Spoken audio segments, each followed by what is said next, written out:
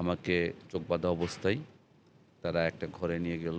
শুধু একটা কথাই বলে যে, "তোদের সামনে আন্দোলনের পরিকল্পনাটা কি?" আয়না ঘরের চেয়ার নামে যে একটা চেয়ারের কথা, মানে ছবি-টবি আমরা ছবিটা দেখছি আমার, হ্যাঁ। ওইটা কি সেই সেম টাইপের চেয়ার। চেয়ার? বলছে, "কোনো কথা হবে না, এবার স্টার্ট।" কয়েক সেকেন্ড একটা ঝাঁক দিল, তো আমি জাস্ট এইভাবে একটা কাঁপন দিলাম। চেয়ারটা কি করলো? ঘোরা শুরু করলো। ১ মিনিট চেয়ারটা ঘুরছে। আমার মনে হলো যে আমার মাথা ঘুরে আমার ব্রেনটা ছুটে চলে যাচ্ছে। আমি পেশাব পায়খানা করে দিয়েছি চেয়ারে। ওইখান থেকে এটা কি রকম? মানে এটা কি কবরের মতো কাইন্ড অফ, মানে শব্দ নাই? এক পর্যায়ে চিন্তা করলাম মনে হয় বেঁচে ফেরা হবে না। এখানেই নামাজ মানে যাই না, আল্লাহ মাফ করে দিও, কোন দিক পশ্চিম কোন দিক পূর্ব জানি না, তোমার নামে সিজদা শুরু করলাম। আর খালি একটা জিনিস চিন্তা করি, পিতা মাতাকে কি দিতে পারলাম। বিএনপি কোনোদিনও ঋণ শোধ করতে পারবে না।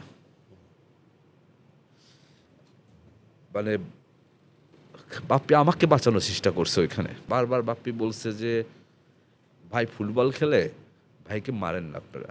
আমরা টোটাল ২ মাসে ৩টা পার্টি নির্যাতনের শিকার হয়েছি। হাত এবং পায়ের আঙুল এই উপড়ে ফেলা হয়েছে, চারাগুলা। আমাদের হচ্ছে কি করছে, কি রকম? এখনও আমাদের পেনিস দিয়ে পুঁজ বের হয়। এখন পর্যন্ত গুম সংক্রান্ত যে কমিশন, সেই কমিশনের যে হিসেব, সেটা বলছে যে তাদের কাছে ১৮৩৭টি অভিযোগ জমা পড়েছে গুম সংক্রান্ত, এবং তার মধ্যে ১৭৭২টি নিয়ে তারা যাচাই বাছাই করেছেন, এবং ১৪২৭ জন জীবিত মানুষ ফেরত এসেছে, আর ৩৪৫ জন অভাগা এখন পর্যন্ত নিখোঁজ। আমরা যখন এই কথাগুলো বলছি তখন আমাদের সামনে আজকের পডকাস্টে আমাদের সাথে আছেন মিস্টার সোহেল। তিনি একটি রাজনৈতিক দলের সাথে যুক্ত। সে কিভাবে নিখোঁজ হলেন, তিনি কিভাবে তার যে অভিজ্ঞতা ছিল সেই সময়টাতে, আমরা একটু শুনতে চাই আজকে স্টার পডকাস্টে মিস্টার সোহেল আমাদের সাথে। আপনার সাথে মানে কি ঘটেছিল সেই সময়টাতে? ঘটনাটা ঘটেছিল ২০১০ সালের ডিসেম্বরের লাস্টের দিকে, ২৯শে ডিসেম্বরে। আমি যখন ভোর ফজরের নামাজ পড়ে ওই দিন আমি তখন হচ্ছে একটু মেডিকেলের বিজনেস মানে স্টুডেন্ট কনসালটেন্সি বিজনেস শেখার চেষ্টা করতেছিলাম। ঠিক ওই মুহূর্তে দুজন স্টুডেন্ট বলল যে, ভাই আমরা যশোর থেকে আসবো, আপনি তো কোথাকার ঘটনা এটা? এটা হচ্ছে ধানমন্ডির। আচ্ছা। হ্যাঁ, যে আপনি একটু মেডিকেলে, আমরা মেডিনোভা চিনি না, আপনি একটু প্লিজ সকালবেলা এসে আমাকে একটু হেল্প করেন।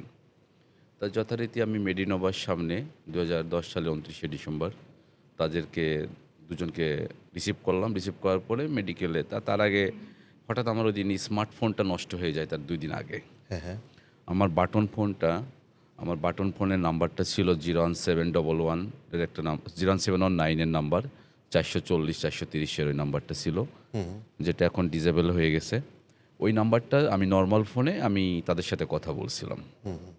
কথা বলার এক পর্যায়ে যখন আমি মেডিনোভাতে সকাল 7:30 বা 7টা বাজে আনুমানিক, তখন মেডিনোভার সামনে যে জাস্ট আমার আব্বা তখন ওই মুহূর্তে ফোন করলো যে, সোহেল কেমন আছো, সবাই অনেকদিন কথা হচ্ছে না, কী বৃত্তান্ত? আমি বললাম, আব্বু তো 2 দিন আগে কথা বললাম আপনার সাথে। জাস্ট আমার আব্বুর সাথে সর্বোচ্চ আমি 1 মিনিট থেকে 1.5 মিনিট কথা বলছি। পিছন থেকে একটা লোক আমার কোমর বেল্ট পেরে ধরলো, ধরে একটা অস্ত্র জাতীয় কিছু বা লোহার জাতীয় আমাকে মাঝে পিছনে ঠেকিয়ে বললো যে, আপনি মিস্টার সোহেল খান? আমি বললাম ইয়েস। কচ্ছে, আপনি কোনো প্রকার নড়াচড়া করবেন না। সঙ্গে সঙ্গে আমার হ্যান্ডকাপ লাগিয়ে দিল পিছনে, দিয়ে আমার চোখটা গামছা দিয়ে বেঁধে ফেললো তারা। এটা কোন সময়, মানে দিনের বেলা? এটা ভোরবেলা, ভোর 7:30টার দিকে, সকালবেলা। আচ্ছা। 7:30, 7টা থেকে 7:30 বাজবে। আশেপাশে মানুষ ছিল না? আশেপাশে তেমন ওই যে আমাদের সাথে কয়েকজন যারা মেডিনোভায় আপনার হচ্ছে মেডিকেল ট্রিটমেন্ট করতে আসছে, যখন যারা সকালবেলা যেটা হয় আলট্রাসোনোগ্রাফ বাদার যে পরীক্ষা, ওই রকম লোকজনই ছিল। একেবারে মেডিনোভার মেন গেটটা, লেকের সাইডে যে গেটটা, ওদের এখনও একটাই গেট, মেন গেটটা, যেটা ওই গেটের, যেটা জাহাজবাড়ি যাওয়ার রাস্তা। আচ্ছা, আচ্ছা, আগে হ্যাঁ। পুরাতন জাহাজবাড়ি, এখন তো জাহাজবাড়ি নাই, জাহাজবাড়ি যাওয়ার রাস্তাটাই। তা ওইখানে আমার আব্বুর সাথে মানে আমার এর আগে কয়েকজনের সাথে আমি কথা বলছি, ওদের সাথে ওই ছেলেগুলোর সাথে কথা বলছি। কিন্তু যখন আমার আব্বা ফোন করছে আমার আব্বার নাম্বার দিয়ে, তখন আব্বুর সাথে আমি প্রায় সর্বোচ্চ 1 থেকে 1.5 মিনিট মনে হয় কথা বলছি এটা। তখন এই মুহূর্তে তারা আমার পিছন থেকে এসে ধরছে, ধরে হ্যান্ডকাপ লাগিয়ে ফেললো, গামছা জাতীয় গামছা দিয়ে আমাকে চোখ বেঁধে ফেললো, দিয়ে বললো যে কোনো রকম নড়াচড়া করবেন না, নড়াচড়া করলে আপনাকে আমরা গুলি করে দেবো। সেটা কি কোনো বাহিনীর সদস্য ছিল? এটা তখন আমরা তো জানি না সেই কোনো মুহূর্তে, পোশাক পরা না? পোশাক পরা না, সবাই সিভিল ড্রেস।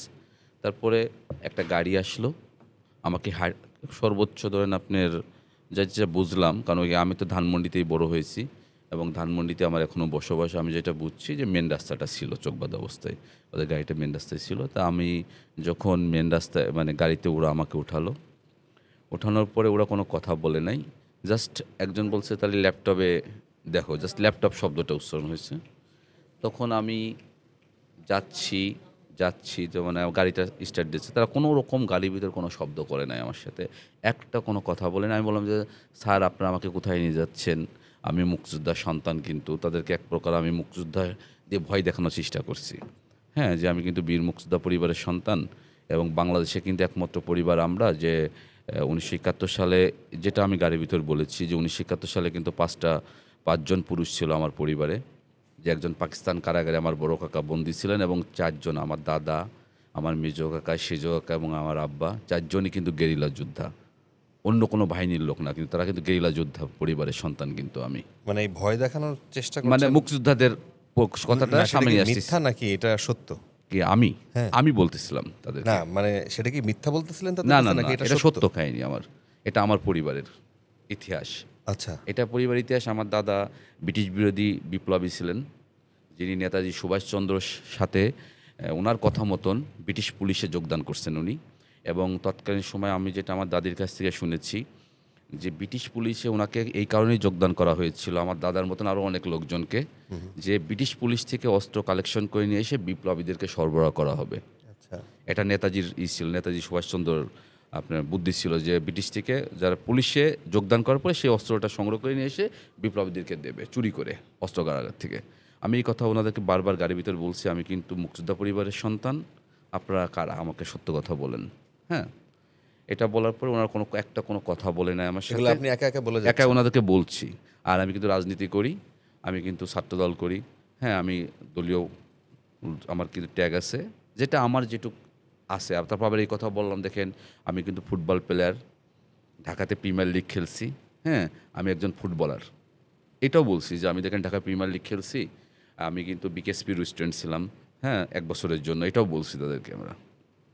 তখনও আপনি কি মনের মধ্যে কোনো কিছু বুঝতে না না, পারছেন কোনো যে কিছু এরা বুঝতে কারা পারিনি, হতে কোনো পারে? কিছু, কোনো একটা টু শব্দ করে নাই। মিনিমাম 40 থেকে 45 মিনিট শুধু গাড়িটা চলছে।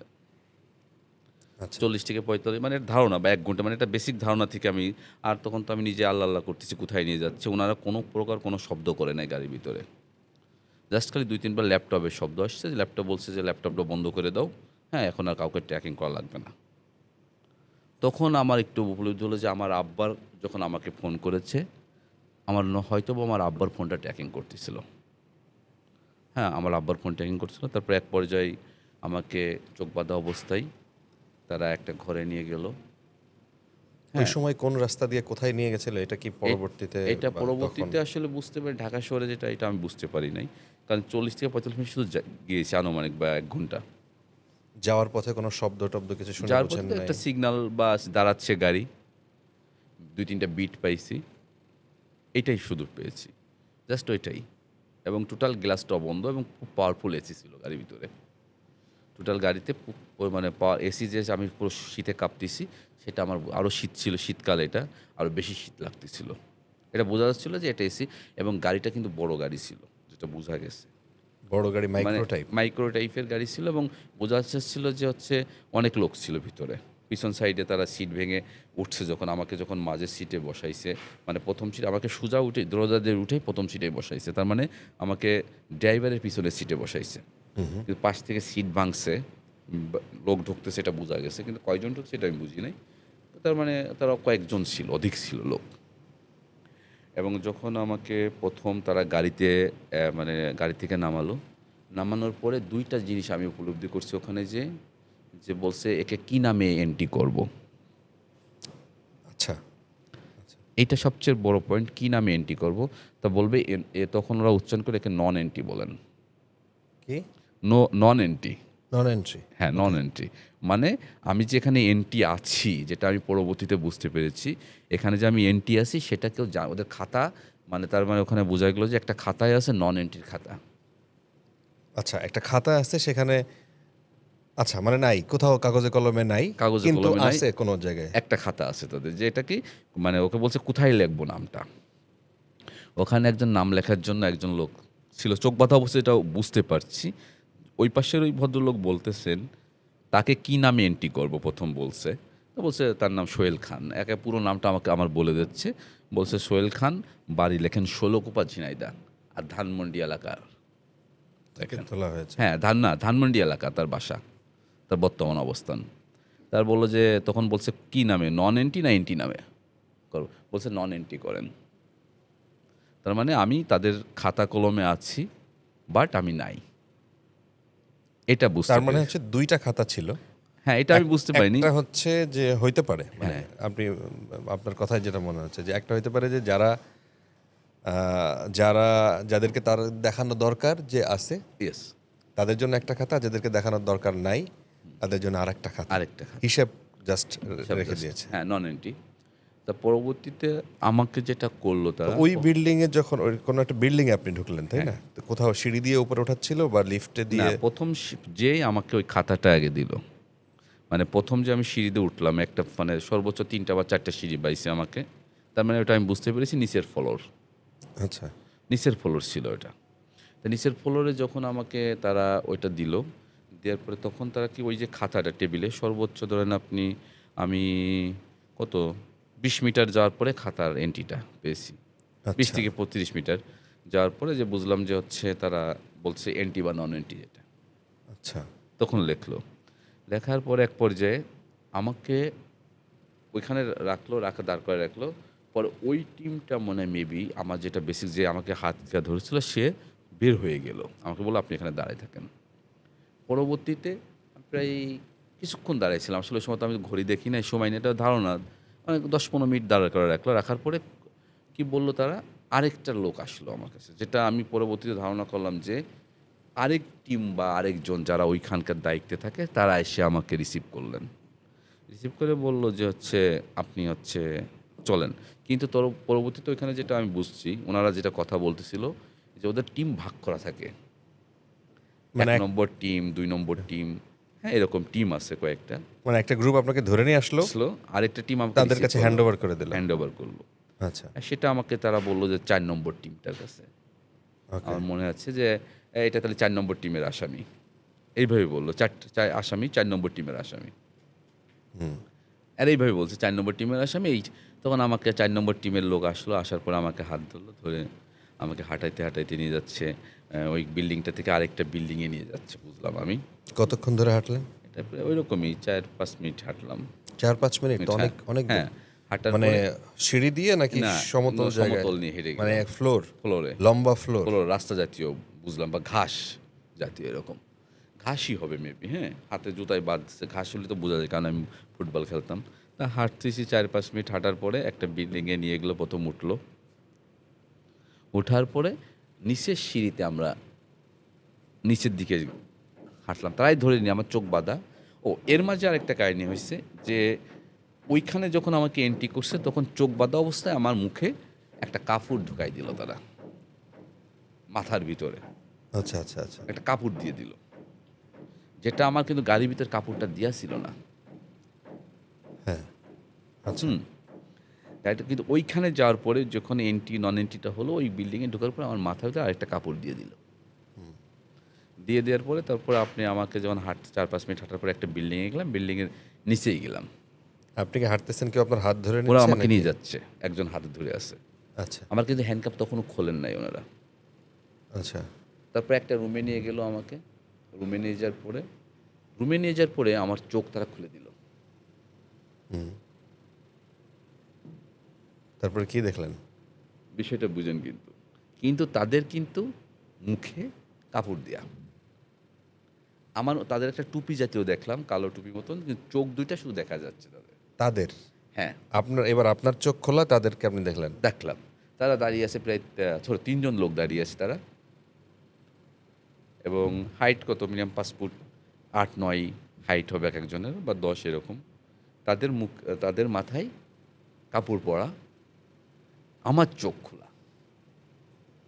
আমাকে একটা সাদা চেয়ার, যেটা পরবর্তীতে আমি পত্রিকায় দেখছি যে সাদা একটা চেয়ার যেটা দেখছি ওটা কিন্তু হোয়াইট কালার স্টিল কালারের চেয়ার ওটা, কিন্তু ওইগুলো অনেকে এখন যেটা দেখছি এটা মানে রং উঠে গেছে বা ইসের, কিন্তু সাদা যে এরকম একটা থাকে না সিলভার কালার যেটাকে বলে, সিলভার কালারের চেয়ার আমাকে চেয়ারটায় বসানো হয়েছে। আর চারপাশে ওয়ালে আপনার এমন এমন ছবি যে মাথা আছে ঘিলু বের হয়ে আছে, কারুর ভুঁড়ি বের করা, মানে জাস্ট ছবি মানে মুখমণ্ডল দেন আপনার করা, আপনার কি বলবো এটাকে, মাথা ঘিলু বেড়ে আছে, কোনোটার হাত নাই, কোনোটার পা নাই, মানে টোটাল চারপাশের ওয়ালে 7-8টা ছবি এরকম, মানে ভয়ঙ্কর ছবি কি এগুলো। বাধাই করা? না, তাহলে এগুলো পোস্টার করে মারানো, টেপ মারা, টোটাল মানে পোস্টার করা, প্রিন্ট করা ছবি। প্রিন্ট করা ছবি, রাইট। এবং এটা টেপ দিয়ে মারা বোঝা গেল যেটা, হ্যাঁ। তা আমাকে বললো যে ওই চেয়ারে যখন ওনারা আমাকে বসালেন, চেয়ারটা ছিল এরকম সেম এরকমই কিন্তু স্টিলের।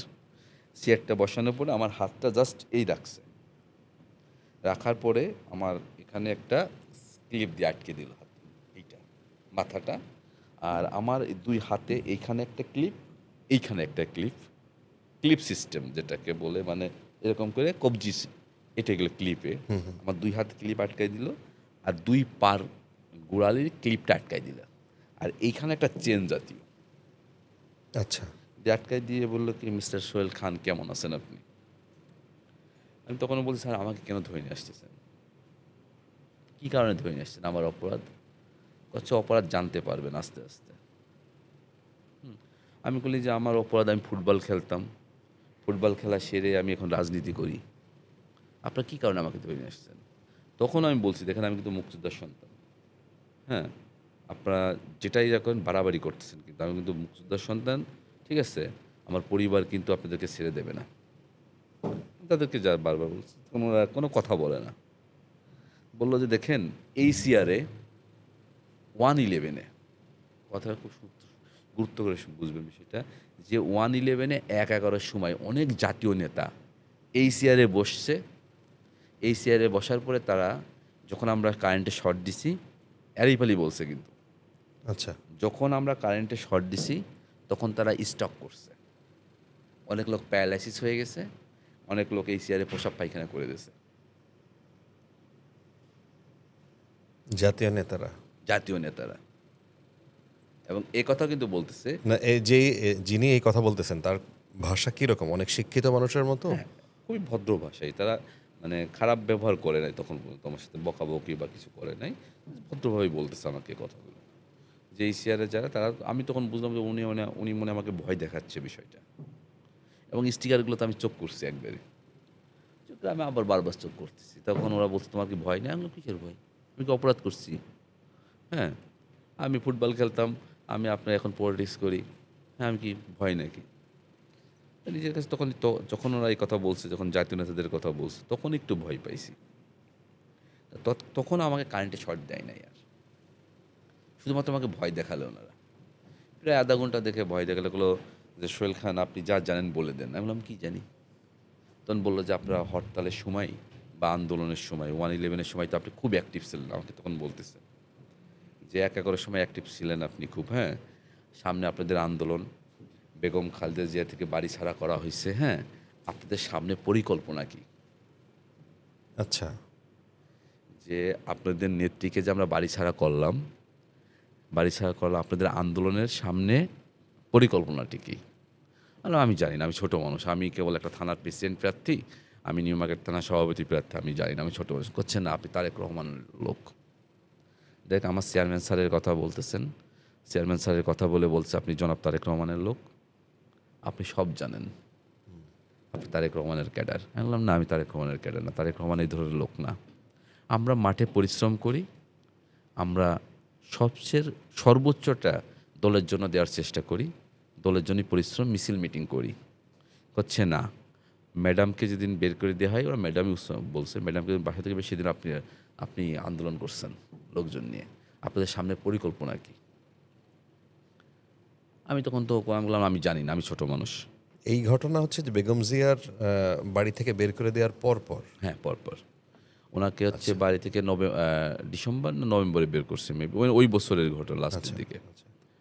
ঘটনার পরে তখন আমাকে ওনার ওই রুম থেকে নিয়ে গেলেন, নিয়ে যেয়ে আমাকে একটা রুমই, তখন ওখান থেকে আবার আমার চোখ বেঁধে ফেলো। তখন আমাকে কোনো গায়ে হাত দেয় নাই, কিচ্ছু করে নাই, জাস্ট আমাকে, যেটা আমি বুঝলাম, আমাকে ওনারা ভয় দেখাইছে। হ্যাঁ, আমার কাছ থেকে মুখ থেকে কথা বের করার জন্য। তখন এক পর্যায়ে তখন একজন এসে আমার, ওই চেয়ারটা পুরোপুরি আপনি মানে দেখলেন? হ্যাঁ দেখলাম। ওই চেয়ারটা কি রকম ছিল? মানে ওই যে আয়না ঘরের চেয়ার নামে যে একটা চেয়ারের কথা, মানে ছবি টবি ছবিটা দেখছি আমার, হ্যাঁ। ওইটা কি সেই Same টাইপের chair. Chair? Same same chair? Chair, but আমি এইটাই ক্লিপ দেখছি কিনা জানি না, কিন্তু ওই চেয়ারে সেম যে চেয়ারটা আমরা যে রিসেন্টলি আমরা যে পত্রিকায় যে বা টিভি মিডিয়াতে আপনাদের মিডিয়ার মাধ্যমে যে চেয়ারটা দেখেছি, সেম চেয়ার, কিন্তু আমি যে চেয়ারে বসছি ওই চেয়ারে ক্লিপ ছিল, সেম কালার, সেম কালারের ক্লিপ ছিল? মানে সেম কালার চেয়ারের, যে সিলভার কালারটা ছিল, এটা আমি বলছি সিলভার কালার ছিল চেয়ারটা, মানে স্টিলের চেয়ার? স্টিলের চেয়ার। আচ্ছা, নিচে মোটর লাগানো বা এই ধরনের কোনো কিছু? অবশ্যই। ওটা পরবর্তীতে আমাকে তো ওই চেয়ারে আমাকে কারেন্টের শক দিছে। এটা আমার, পরবর্তীতে ওই আপনাকে শক দিয়েছে? হ্যাঁ, ওই চেয়ারে ২ বার দিছে তো। আচ্ছা, তারপরের ঘটনা? হ্যাঁ, তারপরে আমাকে কি করলো, তারা একটা রুমে নিয়ে গেল, আমি বুঝলাম। ওইটা কি হলো, ওই ফ্লোরটার একটা রুমে মানে যাওয়ার পরে দেখলাম যে একটা গ্রিল শব্দ হলো, এটা খুললো। খোলার পরে একটা রুমটা সর্বোচ্চ ৩ থেকে ৩.৫ হাত, যেটা পরবর্তীতে আমি তো ওই রুমটাই শুয়ে থাকতাম দীর্ঘদিন, ২ মাসের উপরে থাকছি ওই রুমে। তা ধরেন আপনার ওই রুমটায় আমাকে একটা রুম নিল, সেই রুমে আমাকে জাস্ট অন্ধকার একটা রুমে নিয়ে যেয়ে রাখলো, রাখার পরে আমার চোখটা খুলে দিল, খুলে দিয়ে ওনারা চলে গেল। চলে যাওয়ার এক পর্যায়ে আমি আসলে তো বুঝতেছি যে মনে হয় মানে দুপুর হওয়া ভাব, আমি তো ক্ষুধার্ত, আমি সকালে নাস্তা খাই নাই। আমি খাবারের জন্য ওদেরকে বললাম যে আমি পানি খাবো। তো একটা লোক এক পর্যায়ে আসলেন, যখনই লোকগুলো আসতো তারা কালো কাপড় দিয়ে মুখ ঢেকে আসতেন। ওই রুমের একটু বর্ণনা দিবেন কিরকম ছিল? ওই রুমটা ছিল আমার হচ্ছে আমি পরবর্তী মাপছিলাম ৩.৫ হাতের একটু বেশি হবে লম্বায়, আর চেওড়া ছিল ২.৫ হাত, যাতে মানে একজন লোক এই ২.৫ হাত হবে না, ২ হাতের একটু কম, মানে ১ হাত আর মুষ্টিম ১ হাত এইটা। আর সাথে একটা বাথরুম ছিল, আমার রুমেরটার সাথে একটা বাথরুম লাগানো ছিল। বাথরুমটা কীরকম ছিল আপনার, ইসের বাথরুম নাই আপনার, ওই ছোটো মানে ১ হাত মতন উঁচা, যাতে একজন লোক বাথরুম করতে বসলে কেউ দেখা যাবে না, বাট এই বুক পর্যন্ত দেখা যাবে, আমি দেখতে পারতাম। আমার রুমের সামনে যদি কেউ যা আসা করতো আমরা দেখতে পারতাম। রুম থেকে কি দেখা যেত? আমার রুম থেকে সামনে ওয়াল ছিল, আমার রুমের সামনে ওয়াল ছিল, আমার সামনে কোনো রুম ছিল না। এটা টোটাল ধরেন এরকম, ধরেন এটা আমার রুম, সামনে একটা ওয়াল, এটা হচ্ছে আমার এই ছিল। তার পরবর্তীতে আমি যখন পানি চাইলাম, আমার একটা বোতল পানি দিয়ে গেছে। আর রুমের ভিতরে শুধুমাত্র একটা কম্বল ছিল,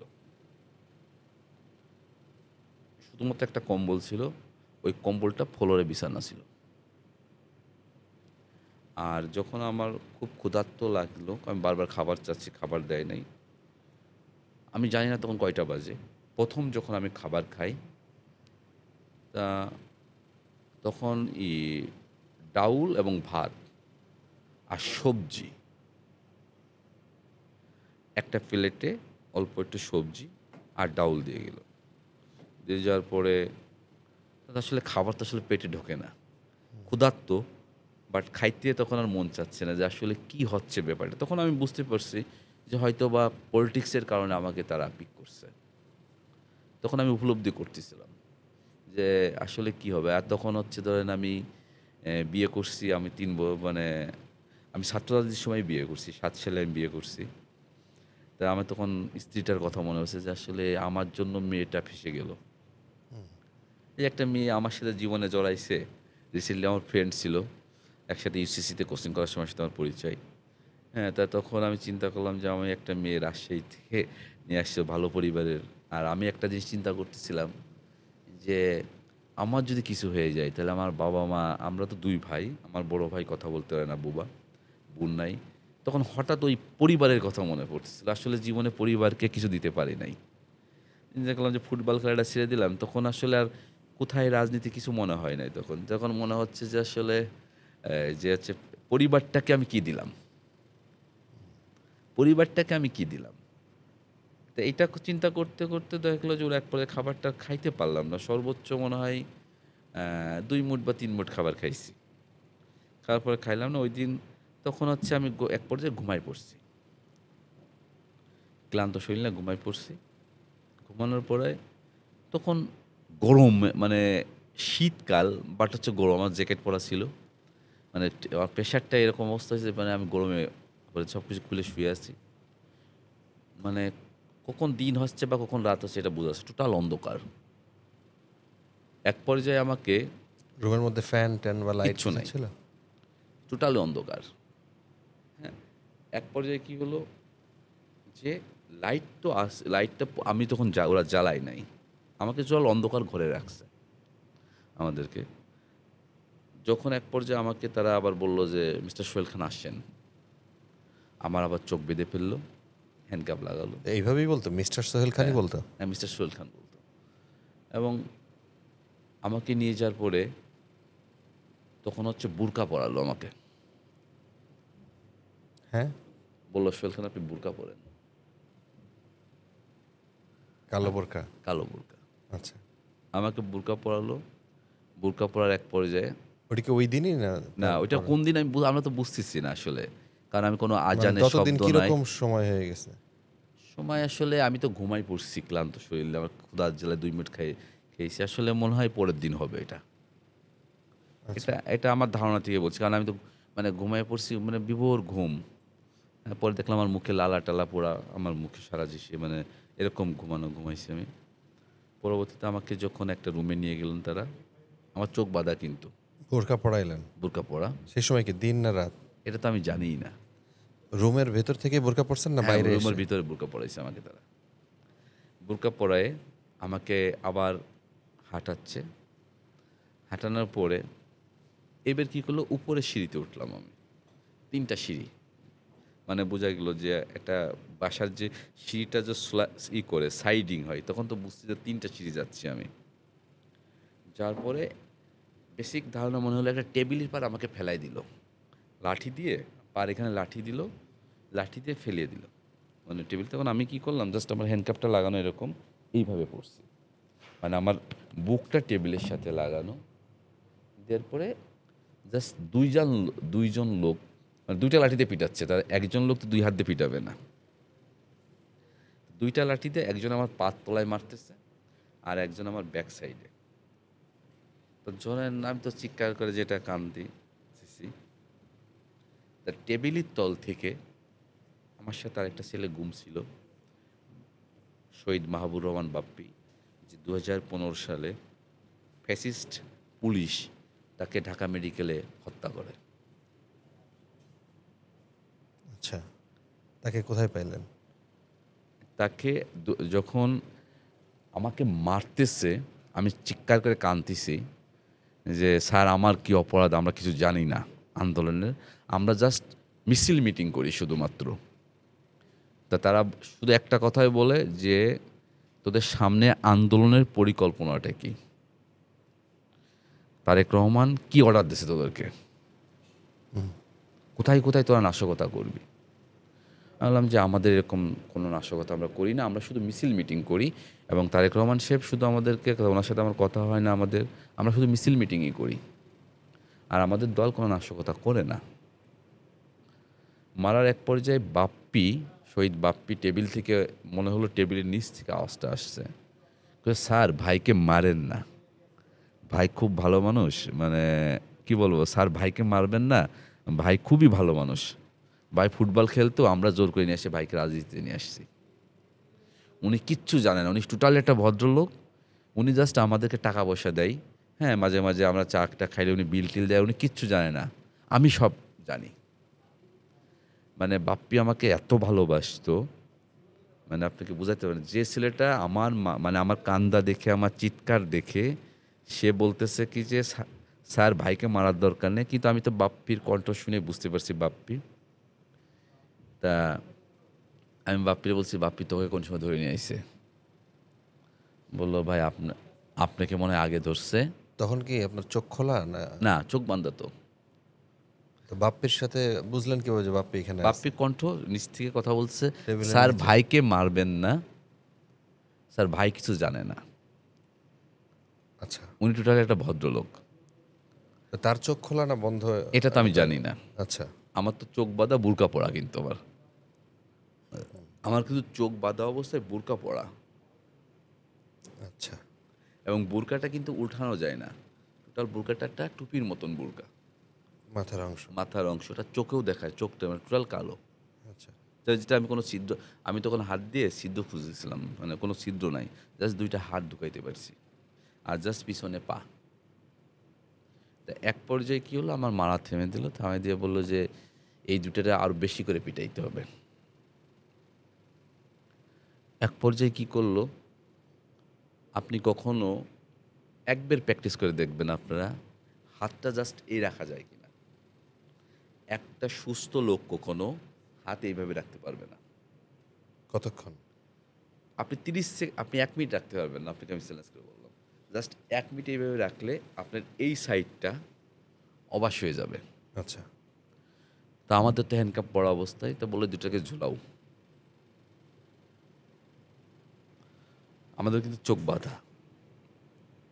পরবর্তীতে আমাদের বুরকা খুলে দিল। বের করে আমি বললাম, স্যার আমাকে একটু পানি দেন, আমি পানি খাবো। বললো, তুই পানি খেলে এখন মারা যাবে স্টক করে।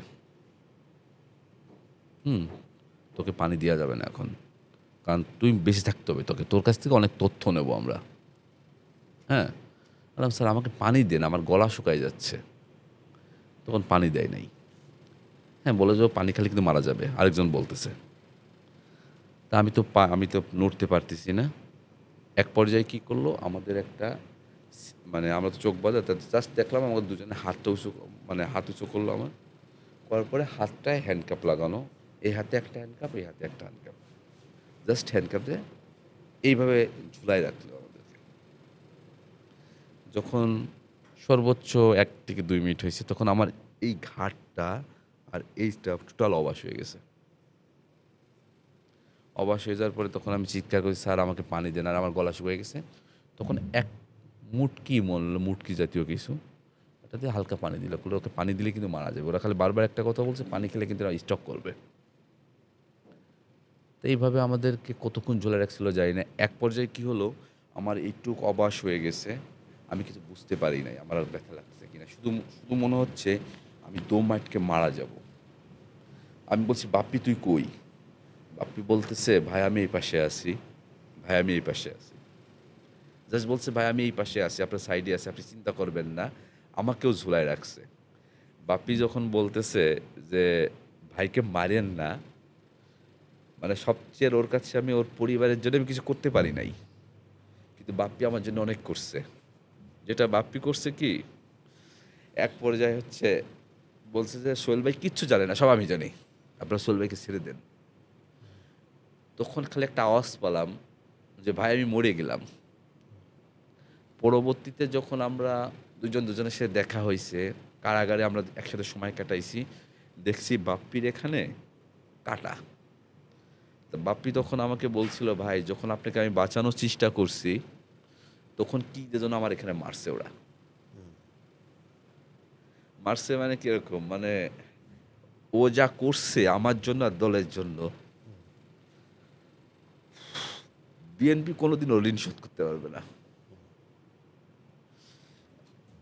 মানে বাপ্পি আমাকে বাঁচানোর চেষ্টা করছে ওইখানে, যাতে আমাকে কম মারে। বারবার বাপ্পি বলছে যে ভাই ফুটবল খেলে, ভাইকে মারেন না আপনারা, ভাই কিচ্ছু জানে না। এই জন্য বাপ্পিকে এখানে মারছে। বাপ্পি শুধু বলছে, ভাই আমি মনে হয় রক্ত খাচ্ছি, জাস্ট এইটুকু বলছে। বাপ্পি বলছে, ভাই আমার ঠোঁটে রক্ত লাগতেছে, ওরা আমাকে পানি দিচ্ছে না, কিন্তু আমি রক্ত খাচ্ছি। এটা হওয়ার এক পর্যায়ে বাপ্পিকে আলাদা করে ফেলছে, আমাকে আলাদা করছে, আবার আমাদেরকে যার যার রুমে নিয়ে গেছে। নিয়ে যেয়ে ওরা কী করলো, মানে খাবার দিচ্ছে আমাদেরকে। তখন চোখ খুলে দিয়া ওই দিন ডিম ভাজি আর আলু ভর্তা খাইছিলাম, আমার মনে আছে, আর ডাল। খাওয়ার পরে এক পর্যায়ে আমি বুঝতে পারছি আমরা শেষ। তো তখন মানে বুঝে আবার কি ফেলছি। রুমে নিয়ে গেল মানে হ্যাঁ, আবার দেখানোর আমাদেরকে জন্য? রুমে নিয়ে গেছে। রুমে নিয়ে যাওয়ার পরে আবার ওরা ভাত খাওয়ার পর ওরা নিজেরাই ওষুধ দিচ্ছে আমাদেরকে। না পায়ে না পাওয়া ওষুধ দিচ্ছিল, আমার মনে আছে এটা। আর মানে ডাইক্লোফেনাক দিচ্ছিল, তখন ডাইক্লোফেনাক পাওয়া যেত, এখন মনে হয় পাওয়া যায় কিনা জানি না। হ্যাঁ, ডাইক্লোফেনাক ওষুধ দিচ্ছে। একটা টিস্যু নিয়ে আসো। হ্যাঁ, ওষুধ দেওয়ার পরে আপনার খাইলাম, মানে ওষুধ খাওয়ার পরে ঘুমাইছি। আমি চিল্লাই, বাপ্পি আসিস কিনা পাশে, বাপ্পি আসিস কিনা। তো বাপ্পি সাউন্ড পাই না কারোর পাশ থেকে। তখন আমি উপলব্ধি করলাম যে আমি মনে হয় এই রুমে একা, আশেপাশে এই ফ্লোরে কেউ নাই। পরবর্তীতে চিন্তা করলাম যে ওই সে একই রুমে নিয়ে গেছে নাকি? না, বাপ্পির কোন রুমে নিয়েছে আমি জানি না, না, আপনাকে কোন রুমে নিয়েছে? আমাকে সেম রুমে নিয়েছে, যেটাই আমি যে রুমে আগে আমাকে রাখছিল। তা তখন আমি বুঝতে পারলাম যে আমি মনে হয় একা আছি। হুম। তখন আমি চিন্তা করলাম যে নামাজ পড়তে হবে এখন আমাকে। তখন একটা মাথায় জিনিস আসলো যে হচ্ছে যে বেহেস্তে যাইতে হবে, মেরে ফেলবে মনে হয়, মারতে মারতে মারা যাব। হুম। তখন জানি না, তখন হঠাৎ ওই পানিও নাই, হুম। এমনি জাস্ট করে নামাজ পড়, কোন দিক পশ্চিম বুঝি না। ওখানে পানি নাই, বাথরুম ছিল কিন্তু পানি বাথরুমে পানি নেই, তারা আছে বোতলে পানি দিত, আচ্ছা। পানির ট্যাপের লাইন ছিল না। ওই বোতলে যখন বাথরুম চাপতো তখন ওরা বোতলে পানি, তো বোতলটাকে ইউজ করতে হতো মানে পায়খানা হিসেবে, পায়খানা থেকে মানে এসে পরিষ্কার হওয়ার জন্য। তখন ওরা যখন আমি পানি চাইতাম তখন পানি এসে দিয়ে যেত। তখন আমি চিল্লাচ্ছি, কোনো লোক নাই, তখন গ্রিল দিয়ে এরকম জাকানোর চেষ্টা করতেছি, কিন্তু তালা মারা থাকে না। তখন তালা গুতাতে দেখা গেলো যে আনুমানিক 10-15-20 মিনিট ধরে গুতাচ্ছি, তখন হচ্ছে আমাকে ওরা এসে এক বোতল পানি দিল, পানি ইউজ করি আমি। তো এক পর্যায়ে চিন্তা করলাম মনে হয় বেঁচে ফেরা হবে না, এখানেই নামাজ মানে যাই না, আল্লাহ মাফ করে দিও, কোন দিক পশ্চিম কোন দিক পূর্ব জানি না, তোমার নামে সিজদা শুরু করলাম। করতে করতে সারাদিন আস্তাগফিরুল্লাহ পড়তাম, পড়া কি বলবো, কোন সময় রাত কোন সময় দিন কখনো টের পাই নাই। পরবর্তীতে আমাকে, এটা কয়দিন হয়ে গেছে আমরা টের পাচ্ছি না, আমাকে আর প্রথম মনে হয় আমাকে নিয়ে গেছে ওই সে আগের রুমটাই, যে রুমে সাদা ধারণা। চেয়ার। তখন কিন্তু আমার চোখ খোলে নাই, আর চোখ না খোলার পরে সারাদিন পরে আমরা যখন মানে আমাকে তো 5-6 মিনিট হাঁটে ওই সেই রুমটায় নিয়ে গেছে। সেই সিলভার কালারের যে চেয়ারটা ছিল, এটা আমি ধারণা থেকে বলতেছি, কারণ তখন তো আমি টের পাই নাই যে হচ্ছে যে আমি হচ্ছে ওই রুমটায় গেছি কিনা। কিন্তু আমি তো ওই দিন দেখছি যে প্রথম দিন আমাকে যখন এন্টি বা নন এন্টি করছে, নন এন্টি নামে রাখছে, যে সিলভার কালারের একটা চেয়ার ছিল, আমার এখানে বাজছে এখানে বাজছে, বাজার এক পর্যায়ে আমাদেরকে মারে, মানে মারছে ওই রকম। আমাদেরকে কিভাবে বুঝতেছেন সেই মানে বাপ্পিকে? বাপ্পি আর আমি দুজনকে একসাথে, এরা মারার সময় দুজনকে একসাথে নিয়ে যাই। যখন আচ্ছা। আমাদেরকে ঝুলিয়ে রাখে পাশাপাশি, বলে যে দুজন একসাথে স্বীকার করবি যে সামনে তোদের কি কি পরিকল্পনা তোদের, এবং কথায় কথায় শুধু বলতো যে লন্ডন থেকে কি মেসেজ আসছে তোদের কাছে। আমরা বললাম দেখেন আমরা নিউ মার্কেটে তারপরে কি করলো, এর মাঝে একটা ঘটনা ঘটছে, একটা ল্যাপটপ নিয়ে আসলো তারা, নিয়ে আসার পরে আমাকে আর বাপ্পিকে বসাইছে। আমাদের কিন্তু হ্যান্ডকাপ লাগানো আছে, হ্যান্ডকাপ ওরা যখন আমাদেরকে গিয়ে আপনার রুম থেকে বের করতো তখন হ্যান্ডকাপ পরায় রাখতো। আর ওনাদের কিন্তু পরা থাকতো, আপনার কালো কাপড় পরা থাকতো। ল্যাপটপটা বের করে ছবি দেখাচ্ছে আমার আর বাপ্পির। আমি বললাম স্যার এটা তো আমাদের মিছিলের ছবি। তখন প্রথম হরতালটা আমার মনে আছে, মরহুম জনাব আব্দুল মান্নান, যিনি ঢাকা 1 আসন থেকে এমপি ছিলেন দীর্ঘদিন, সাবেক মহাসচিব। সাবেক না সাবেক মন্ত্রী ছিলেন আচ্ছা, আব্দুল মান্নান, জি, উনি জি। এফসিএমএ সিজিএমএ আচ্ছা, করা,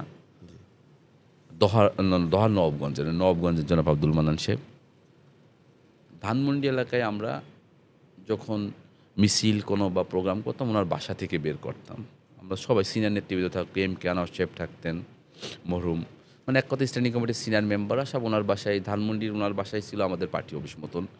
হ্যাঁ, আমরা যেটা দেখছি 10 সালে, 9 সালে, 8 সালে 111-এর সময় ব্যারিস্টার নাসিরুদ্দিন আহমেদ অসীম ভাই যখন হচ্ছে আপনার ওই জিয়া পরিবারের জন্য মামলা লড়তেন, তখন হচ্ছে অসীম ভাই হাকিম চত্বরে আসতেন, এসে বলতেন তোমাদেরকে মিছিল করতে হবে।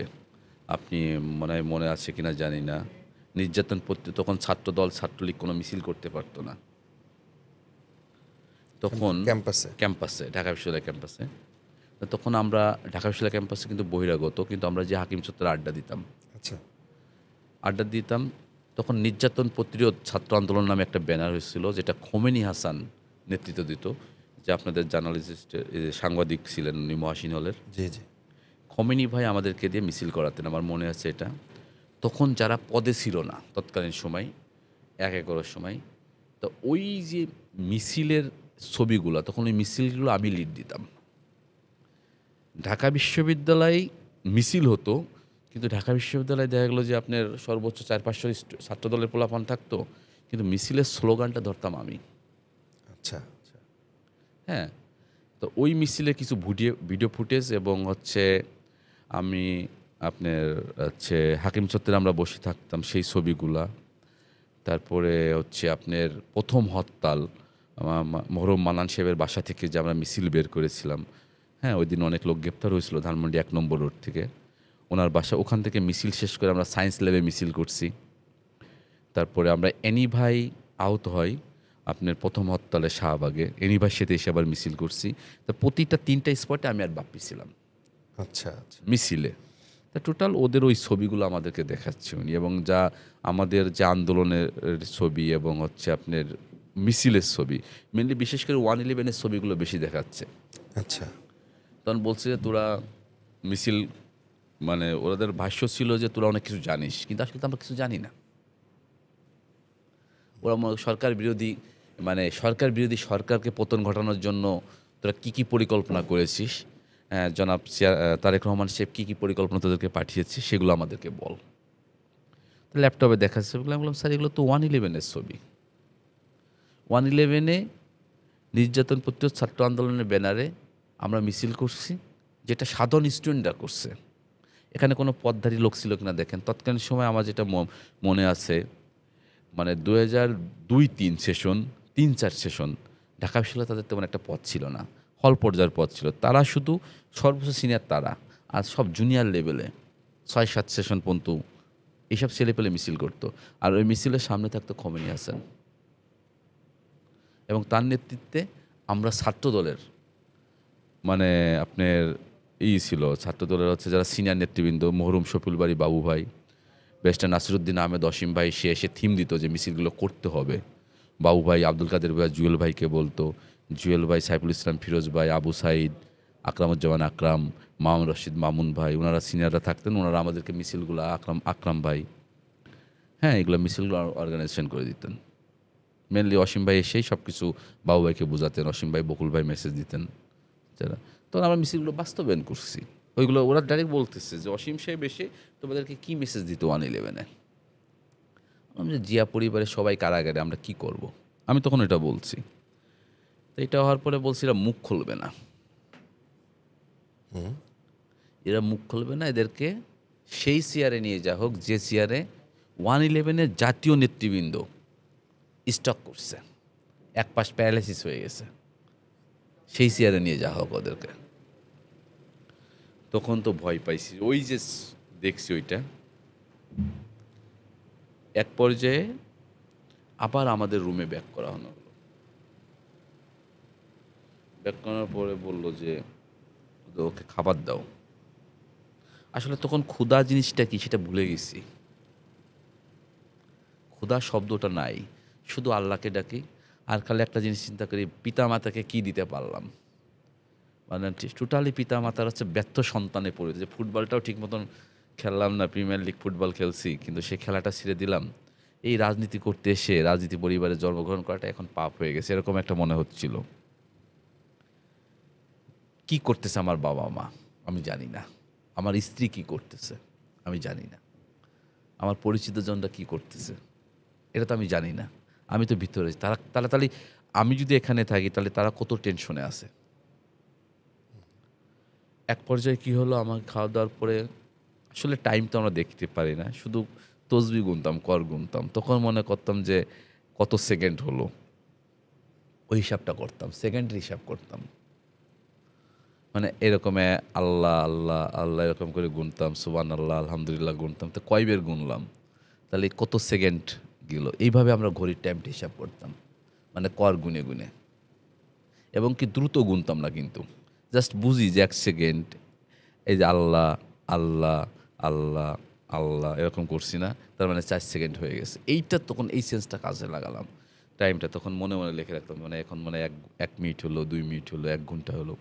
এরকম 3-4 ঘন্টা পরে খাবার খাওয়ার পরে বসে আছি, তখন আমাকে বললো যে এই সোহেল চলো, তখন মিস্টার সোহেল খান আর নাই, এই সোহেল চলো, চোখ বেঁধে ফেললো, একটা কালো যে টুপিটা দেখছি, টুপিটা পরলো, টুপিটা পরার পরে আমাদেরকে সেই সিলভারের চেয়ারে, পরবর্তী আগে যেটা দেখেছিলাম, আমি হাঁটতেছি প্রায় আমাদেরকে কেন, আপনাদের দুজনকে একসাথে নেওয়া হয়েছে? মানে ওইটা পরবর্তীতে বাপ্পির কাছে শুনছি, মানে আমাকে নিয়ে যাওয়া হলো। আচ্ছা। আমাকে যখন নিয়ে যাওয়া হলো, নিয়ে যাওয়ার পরে কি হলো, আপনার আমাকে ওই চেয়ারে বসাইছে, বসানোর পরে যথারীতি চেয়ারটা সেম এরকম, আমার এখানে ক্লিপেট, এই হাতে কিন্তু 2টা ক্লিপ, হ্যাঁ। পত্রিকায় যে ছবিটা আসছে ওইটা আমি জানি না কয়টা ক্লিপ আছে, হাতে আমরা দেখি নাই সিকিউরটা। এইখানে একটা ক্লিপ, এইখানে একটা ক্লিপ, মানে জাস্ট এইটা হাতটা নড়তে পারবে না, এইখানে একটা এখানে একটা, এই 2টা। আর এই দিল মাথাটা এরকম দিল, এটে গেল মাথাটা ক্লিপটা, এখানে একটা চেন, এখানে কিন্তু ক্লিপ না, বুকের উপর একটা চেন জাতীয়, যেটা আমরা প্রথম দিন দেখেছিলাম আমি, স্টিলের। ওইটা চেন জাতীয়, সেটাও সাদা কালার ছিল, চেনটা আটকে গেল। আর আমার পা দুটো, আমরা যেটা দেখেছি মানে অতীতে দেখতাম যে হচ্ছে আপনার সিনেমায় দেখেছি যে এক প্রকার হচ্ছে ওই কবজা, মানে কবজা জাতীয় আসছে না, যে এরকম করে এঁটে গেল, জাস্ট এইখানে কী করলো কবজা জাতীয়, আমার পা ওখানে রাখা, জাস্ট এই গুড়মিলের এখানে কবজা এঁটে গেল। আর এইখানে একটা চেন, পার এখানে এই চেনটা আটকে দিল, টোটাল 2টা চেন ছিল হাঁটুর উপরে? হাঁটুর উপর, মানে হাঁটুর থাই তোলার এখানে। আচ্ছা। যখন বললো যে সোহেল এখনো সময় আছে, বলো কি জানো, সরকার পতন করার জন্য তোমাদের কাছে কি মেসেজ আছে। স্যার মেরে ফেলেন, আমরা কিচ্ছু জানি না, আমরা শুধু মিছিল করি, আমরা দলকে ভালোবাসি, জিয়া পরিবারকে ভালোবাসি, আমরা গণতান্ত্রিক যে 1/11 আন্দোলন করেছি ন্যায্য ভোটের দাবিতে, সেই ভোটের আন্দোলন করি আমরা ন্যায্য ভোট। আমি একজন মুক্তিযোদ্ধার সন্তান, স্যার আপনি কি বলেন, আমি একজন মুক্তিযোদ্ধার সন্তান, আপনি আমাকে এভাবে মারতেছেন। হ্যাঁ আমার দাদা বিপ্লবী ছিলেন, আমার পরিবারের সবাই মুক্তিযোদ্ধা, আপনি কেন কোনো কথা হবে না, এবার স্টার্ট, জাস্ট বলে একদম বলে স্টার্ট। বিশ্বাস করেন যখন এটা দিল, জাস্ট এইভাবে কারেন্টে প্রথম একটা ঝাঁক দিছে প্রথম, তো যেটা আমি বুঝতে পেরেছিলাম পুরো সময় কারেন্ট ছিল না চেয়ারটায়, মানে চেয়ারটায় পুরো সময়টা কারেন্ট ছিল না, প্রথম কয়েক সেকেন্ড একটা ঝাঁক দিল, তো আমি জাস্ট এইভাবে একটা কাঁপন দিলাম, মানে ইলেকট্রিক শক যেভাবে লাগলে যেরকম হয়। হ্যাঁ টোটাল চেয়ারটা ইলেকট্রিক হয়ে গেছিল, সেটা আমি বুঝতে পারছি। যে মানে এটা তো একটা মানে জাস্ট খালি এইরকম একটা ঝাঁক দিছি আমি, ঝাঁক দেওয়ার পরে আমার মাথা ঘুরে গেছে, ঘুরে যাওয়ার পর চেয়ারটা কী করলো, ঘোরা শুরু করলো, এই চেয়ারটা জাস্ট এরকম করে ঘোরা শুরু করলো। আচ্ছা। ঘোরা শুরু করার পরে আমি চেয়ারে পায়খানা করে দিছি, চেয়ারে যখন পায়খানা করে দিছি সেটা সর্বোচ্চ মনে হয় 1 মিনিট চেয়ারটা ঘুরছে। আমার মনে হলো যে আমার মাথা ঘুরে আমার ব্রেনটা ছুটে চলে যাচ্ছে। আমি পেশাব পায়খানা করে দিয়েছি চেয়ারে। যখন পেশাব পায়খানা করছি চেয়ারে, তখন ওরা আমাকে মানে ওটা তারপর তো থামতে টাইম লাগে। তখন কি করছে স্লোলি আস্তে, আস্তে চলে থামছে। ওরা কি করছে যেটা আপনি মানে শুনলে অবাক হয়ে যাবেন। আমার পায়খানা আমাকে দিয়ে পরিষ্কার করাইছে। তো একটা ন্যাকড়া নিয়ে আসলো। বলল, "ওকে চোখ খুলে দাও এবার।" তখন একজন লোক ছিল শুধু রুমের ভিতরে। সবাই বের হয়ে গেছে কিনা জানি না। প্রথম তো ২-৩ জন কথা বলতেছে। আমাকে আমার পেশাব পায়খানা পরিষ্কার করা লাগলো। চেয়ারটা যে ভিজে গেছিল পেশাব করে, পরে পরিষ্কার করছি। আমার প্যান্ট, সবচেয়ে বড় কথা কি জানেন কষ্ট লাগছে? আমি আমাকে ওরা মিডিয়াতে আনছে মার্চে, ফেব্রুয়ারির মেবি ২৮ তারিখে আমাকে সংবাদ সম্মেলন করে তারা আমাকে হাজির করছে যখন, মার্চের ১ তারিখ পর্যন্ত আমি ওই পায়খানা পেশাব করা প্যান্ট পরেছিলাম। কতদিন টোটাল? টোটাল ২ মাস ৬০ দিনের কাছাকাছি। ৬০ দিন আমি নাপাক অবস্থায় ছিলাম। তারা কতটুক জঘন্য ছিল দেখেন। আমার একটা ওদের কাছে তো লুঙ্গিও থাকতে পারত। বা তাদের উচিত ছিল একটা প্যান্ট বা একটা ট্রাউজার আমাদেরকে দেয়া। আমাদেরকে কীরকম অত্যাচার করছে একবার চিন্তা করে দেখেন যে আমি যে চেয়ারে পেশাব পায়খানা করছি সেই পেশাব পায়খানা তারা আমাকে দিয়ে পরিষ্কার করাইছে। করায়ে আমি কি করছি সেই মুহূর্তে আমি ওই ন্যাকড়া দিয়ে আমার প্যান্টটা আমি খুলছি। খুলে আমি প্যান্টের নিচেই পরিষ্কার করছি না আমার ন্যাকড়া দিয়ে। সেই প্যান্টটা আমরা চেঞ্জ করতে পারি নাই ২ মাস মতন। এইবার ওইভাবে আমাকে কি করলো তারা রুমে নিয়ে গেল।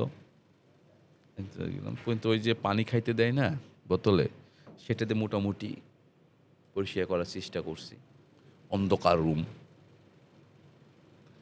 এক পর্যায়ে কী হলো মনে হলো যে আমার শরীরে গোটা জাতীয় কিছু উঠতেছে, মানে চুলকানি হচ্ছে। এইভাবে করার পরে হঠাৎ একদিন আমার বাপের সাথে আবার দেখা।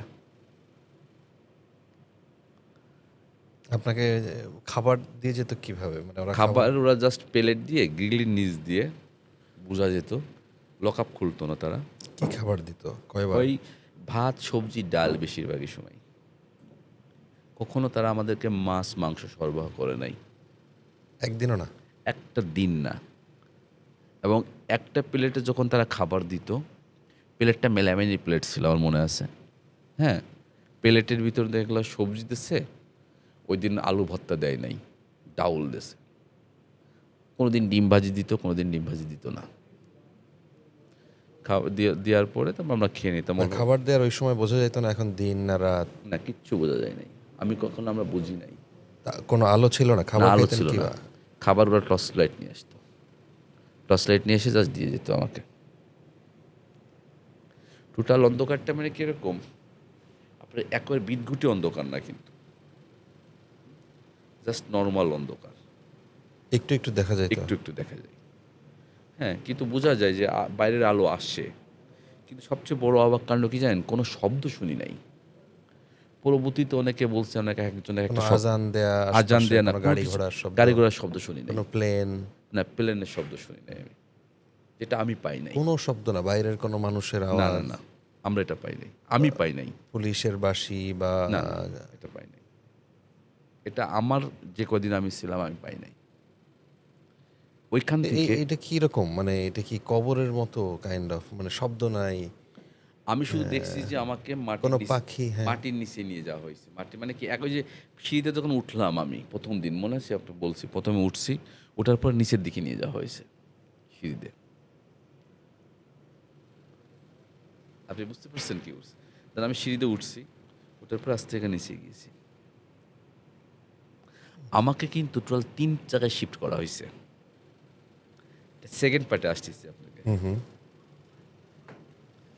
এটা কিন্তু আপনাকে আমি ১ম পার্ট বলতেছি।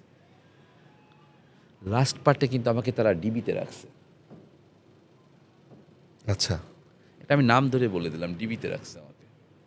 কারণ যখন আমাকে সংবাদ সম্মেলন করছে সেটা ছিল ডিবি অফিস।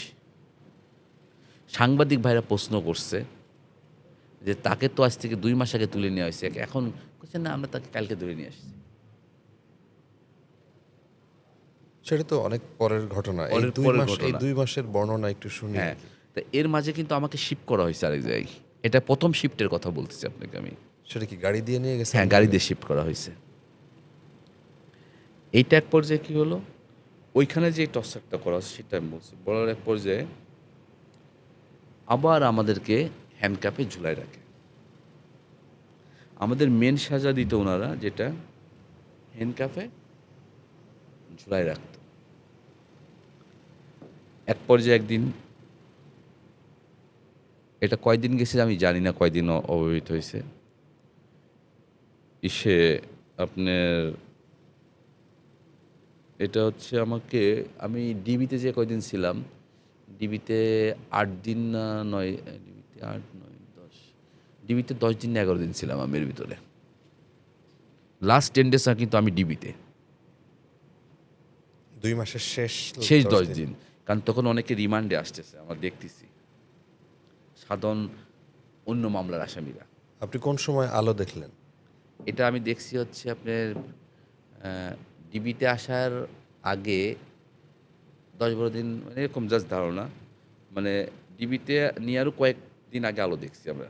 তখন আমরা শব্দগুলো পাইতাম, যেটা হচ্ছে পরবর্তীতে, যেটা আমি আপনাকে এর মাঝে একটা কথা বলি, আমি এটা নিয়ে অ্যানালাইসিস করছি। ধরেন সবচেয়ে মানে কষ্টের বিষয়টা হলো কি জানেন, বাংলাদেশে যারা সাংবাদিক, মানবাধিকার কর্মী, তারা গুম নিয়ে কখনো অ্যানালাইসিস করে নাই, যে গুম শব্দের অর্থটা কী। আগে আপনাকে সবার আগে গুম শব্দের অর্থটা বের করতে হবে। এটা 2টা ইসের অক্ষরের লেখা হতে পারে, গ আর ম, কিন্তু এর অর্থটা আছে। গুম কিন্তু অনেক প্রকার হয়। এটা আমার এই যে যারা গুম ফিরে আসছে, অনেকের সাক্ষাৎকার দেখছি, যারা পরবর্তীতে 5 আগস্টের পরে যারা ফিরে আসছে তাদের সাক্ষাৎকার দেখছি আমরা। দেখার পরে আমি কিন্তু সবগুলো অ্যানালাইসিস করছি। আপনার সাথে কারো অভিজ্ঞতা মিলছে? বা এই যে হ্যাঁ, গুম কমিশনের যে গুম রিপোর্ট, কমিশনের রিপোর্টে 2 জনের, মানে অনেকের মেলছে যে সেকেন্ড ধাপেরটা মেলছে। প্রথম ধাপেরটা হচ্ছে আমাদের আলাদা রকম। প্রথম ধাপে ওই সিআরটা তো মেলছে, কারেন্টে শর্ট দেওয়া মেলছে, মারার অন্ধকার ঘরেরটা মেলছে, সবার সাথে মেলছে। কিন্তু দেখলো যে এর সাথে মেলছে একটা চ্যাপ্টার, আবার 20 সাথে আরেকটা চ্যাপ্টার মেলছে। আমাদের তো 3টা পার্টে আমরা মানে নির্যাতনের শিকার হয়েছি। আমরা টোটাল 2 মাসে 3টা পার্টে নির্যাতনের শিকার হয়েছি। এটা তো আপনাকে আমি প্রথম পার্ট বলছি। আপনাকে তো একটা ভয়ঙ্কর পার্ট বলবো, যেটা আপনি নিজে অবাক হয়ে যাবেন। হ্যাঁ, ওটা তো জাস্ট আমি কী করছি, প্রসাব পায়খানা করছি। একটা মানুষ প্রসাব পায়খানা বা একটা অসুস্থ রোগী হইতেই পারে। আপনার গুম শব্দটাকে যে অ্যানালাইসিস করা হয়, যে আপনার কি কি কারণে কারা কারা গুম করছে, তাহলে ডিবি যে আমাকে সংবাদ সম্মেলন করলো আমাকে নিয়ে, ডিবির টিমটা কোন টিমের কাছ থেকে আমাকে রিসিভ করছে, সেটা কি ডিবির টিম ছিল না সরকারের অন্য কোনো বাহিনী ছিল, সেটা কি কখনো অ্যানালাইসিস করছে কোনো সাংবাদিক, কোনো মানবাধিকার কর্মী? আপনাকে ওই যে প্রথম বললাম যে এই 2 মাসের মধ্যে শেষ মানে দিনের আলোতে কোন সময় ব্যাক ওইটা তো করলেন? আমি কোন তারিখে ব্যাক করছি এটা তো আমি জানি না। কি দেখলেন সে সময়, কেমন লাগলো মনে আছে? সেটা আসতেছে আপনাকে। আমি আপনাকে যে কথাটা বলছি আপনি বুঝতে পারছেন, যে গুমের অ্যানালাইসিসটা করে নাই কোন টিম গুম করছে আমাদেরকে। মানে আমি ডিবির কাছে কোন টিমের মাধ্যমে আসছি। ডিবির টিমটা তো আমাকে লাস্টে 10-15 দিন আমাকে রিসিভ করছে, 10 দিন রিসিভ করছে আমাকে। তার আগে যে আমি এতদিন আমাকে যে অত্যাচার করা হয়েছে, আমাকে হাতের সব আঙুল, হাত এবং পায়ের আঙুল এই উপড়ে ফেলা হয়েছে, চারাগুলা আমাদের হচ্ছে এখনও আমার কি রকম? এখনও আমাদের পেনিস দিয়ে পুজ বের হয়। একজন রাজনৈতিক দলের কর্মী মিস্টার সোহেল খান, তার কথা আমরা শুনছিলাম। আলোচনা লম্বা হচ্ছে, আপনারা বুঝতে পারছেন। আমরা আজকে এখানে শেষ করতে চাই, বাকি পর্ব আগামীকাল দেখার অনুরোধ রইল।